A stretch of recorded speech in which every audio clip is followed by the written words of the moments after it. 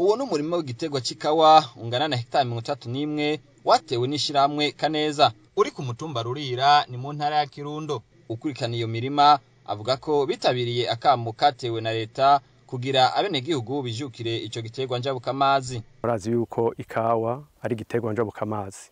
Muri iyo myaka heze rero harabaye gutezura mu gukurikirana igiterwa c'ikawa. Arico gituma rero twebwe iyi societe yacu dukoramwo cane uyirongoye afise imbono nininya cane gose y'igiterwa c'ikawa. Haruhande yaho harubatswe itonorero kugira ikawa itonogwe igifise akanovera. Ikawa uzamuye uzivana mu murima uzitwara ku itonorero zitabanze gufata umwanya muremure zishika ku itonorero zigifise akanovera kamwe turondera ugasanga ikawa zacu ziraryoshe kurushiriza uko zahora.